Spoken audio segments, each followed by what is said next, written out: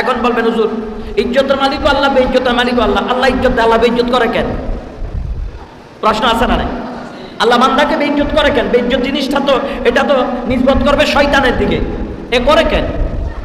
যেমন আপনি দেখেন একজন ক্যান্সার রোগী যখন ক্যান্সার হয় ডাক্তারের কাছে ট্রিটমেন্ট নিতে গেলে তখন ডাক্তার ওনার শরীরের আলামত দেখে বলতে পারে সর্বোচ্চ 2 মাস বাঁচবে।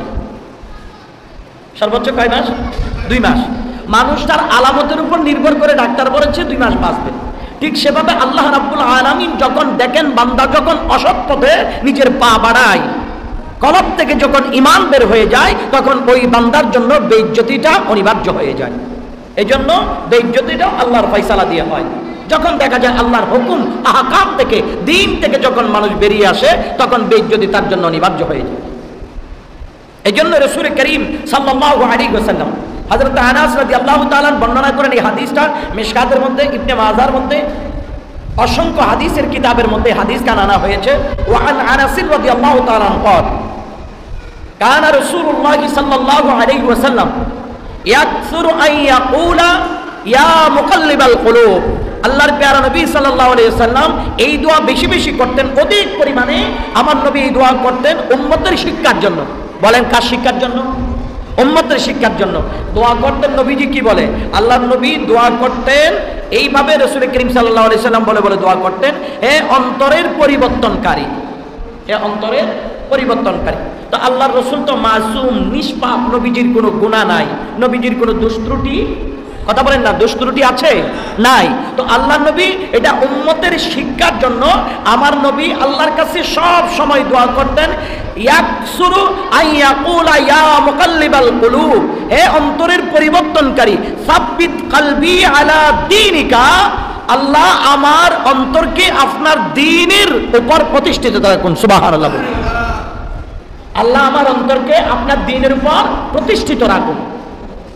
এটা উম্মতের শিক্ষার জন্য। ওই নবীজি দোয়া করার টাইমে ওই জায়গায় নবীজির পাশে হযরত আনাস রাদিয়াল্লাহু তাআলা উপস্থিত ছিলেন। আনাস রাদিয়াল্লাহু তাআলা উপস্থিত ছিলেন। হযরত আনাস রাদিয়াল্লাহু তাআলা আল্লাহর প্যারা রাসূলের কাছে জানতে চাইলেন, ফাকুলতু ইয়া নবী আল্লাহি আমান্না বিকা ওয়া বিমা জিতা বিহি।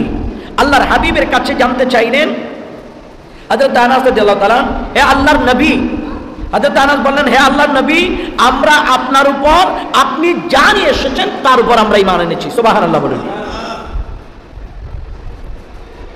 ফাহাল তাখাফু আলাইনা, ইয়া রাসূলুল্লাহ, আপনি কি আমাদের ঈমান হারা হয়ে যাওয়ার ভয় করেন? হযরত আনাস নবীজির কাছে প্রশ্ন করলেন, আমাদের ঈমান হারা হয়ে যাওয়ার ভয় কি আপনি রাসূল করেন? রাসূল বলে, ক্বালা নাম, হ্যাঁ। আল্লাহর নবী বলে, হ্যাঁ। ইন্নাল কুলুবা বাইনা ইসবাইনি মিন আসাবিল্লাহ। আল্লাহর প্যারা রাসূল সাল্লাল্লাহু আলাইহি ওয়াসাল্লাম বলে, কেন না অন্তরগুলো আল্লাহর কুদরতের দুটো আঙ্গুলের ইশারায় চলে। সুবহানাল্লাহ। মানুষের অন্তর কলব আল্লাহর কুদরতের দুটো আঙ্গুলের ইশারায় চলে।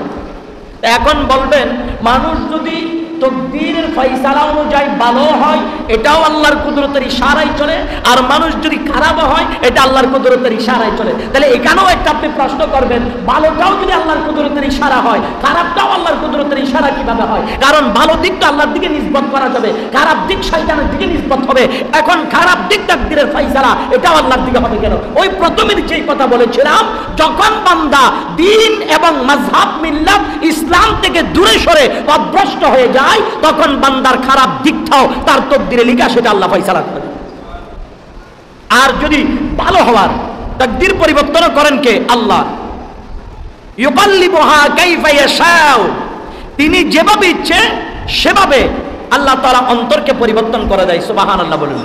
যখন দেখা যাচ্ছে একজন মানুষ খুব খারাপ ছিল, একজন মানুষ খুবই খারাপ ছিল, ওই মানুষটা বুঝে বুঝে বুঝে বুঝে আল্লাহর দরবারে সে প্রতিদিন নিয়মিত সালাতে নামাজ আদায় করে, যত কুপথা আছে, অপসংস্কৃতি আছে, এগুলো ছেড়ে দিয়ে আল্লাহর কাছে কাঁদে। এই কান্না কাটি তার এই আরজি আল্লাহর কাছে যখন পছন্দ হয়ে যায়, আল্লাহ তাআলা সাথে সাথে তার তাকদীর পরিবর্তন করে তাকে মুমিনে কামেল বানিয়ে দেয়। সুবহানাল্লাহ। আর একটু জোরে বলুন না সুবহানাল্লাহ। কথা, মানুষের ভালো কিছু চাওয়া, ভালো কিছু আল্লাহর কাছে আশা করা, এটা ইমানদারের সর্বপ্রথম লক্ষ্য। এই জন্য আল্লাহর প্যারা রাসূল সাল্লাল্লাহু আলাইহি ওয়াসাল্লাম বলে, তোমরা আমাকে 4টা জিনিসের গ্যারান্টি দাও, আমি তোমাদেরকে জান্নাতের গ্যারান্টি দিয়ে দেবো। সুবহানাল্লাহ বলে। উম্মত আমাকে চারটা জিনিসের গ্যারান্টি যদি দিতে পারো তাহলে আমি নবী তোমাদেরকে জান্নাতের গ্যারান্টি দিয়ে দেবো। এক নাম্বার হচ্ছে তোমরা সত্য কথা বলবা। তোমরা কি কথা বলবা? সত্য কথা বলবা। এই জাহিলি যুগের যে প্রথা আমাদের দেশে প্রচলিত, হ্যাঁ, যেই প্রথার সাথে প্রচলিত, এই প্রথার সাথে আমরা না মিলে সদা সর্বদা জবানে যদি সত্য কথা বলি, তাহলে এই সত্যবাদীর জিম্মাদারি নিয়েছেন আমার নবী সরওয়ারে কায়নাত সাল্লাল্লাহু আলাইহি ওয়াসাল্লাম। ধরে বলুন সুবহানাল্লাহ। কারণ মিথ্যে বললে পাপ হয়, মিথ্যে বললে কি হয়? পাপ হয়, গুনাহ হয়। তো গুনাহ হলে জান্নাতে যায় নাকি জাহান্নামে যায়? আওয়াজে বলেন না, জান্নাতে না জাহান্নামে? এই জন্য নবী বলে তুমি সত্য কথা বলো, এক নাম্বার। দুই নাম্বার হচ্ছে তুমি কাউকে ঠকাবা না, কাউকে ঠকাবা না, কারোর সাথে ধোঁকাবাজি করবা না। কারণ কাউকে যদি না ঠকাও তাহলে আল্লাহ তোমাকে ঠকাবে না।